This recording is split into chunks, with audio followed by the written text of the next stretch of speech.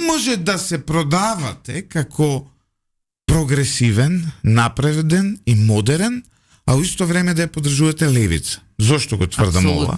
Затоа што станува збор за политичка партија која за главна платформа има колење, бесење, убивање, одмазда, која со дрски навреди, која, да не ги кажувам зборовите, кој вас во собрание ви ги има кажувано Апасиев. Доколку седнеме да ги цитираме тие зборови, ќе не казнат од Совет за радиодифузија, не е само вас што ќе ве навреда. Гледаш кај него како тоа се поминува, значи некому му одговара да биде така љупче. Сега, што е проблемот? Тоа е една реакционерна зачмаена политика, која ако сакате го окупира и просторот за една граѓанска опција, просторот за една опција која ќе ги предизвика двете мејнстрим партии, затоа што вие собирате една популација од 60.000 луѓе во овој момент, не повеќе од 60.000 луѓе. Што е поразително? Левица нема 100.000 луѓе. Поразително. Се уште ја нема пробиено бариерата од 100.000 луѓе. Таа бројка е поразителна, да. И сега, и не може да се развие нешто нормално.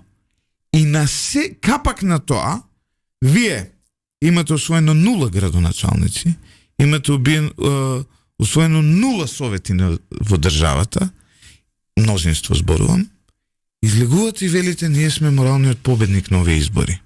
Па тоа е таа вештина со која значи, каде победивте? Што влеговте во втор круг, во кој што прашањето е дали ќе изгубите 2:1, 3:1 или 4:1. Доколку го прашате Димитар Апасиев, од каде одат сите негови финансирања?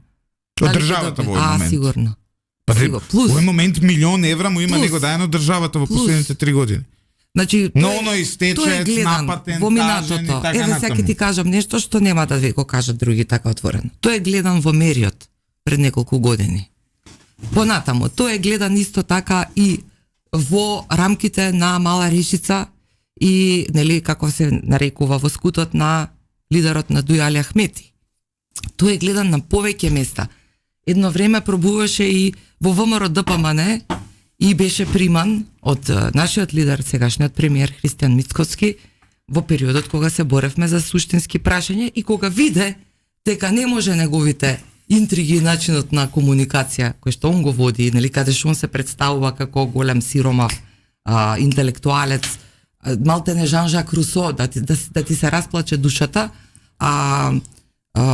нели, неговото конто не говори на ист начин како она што го наведува.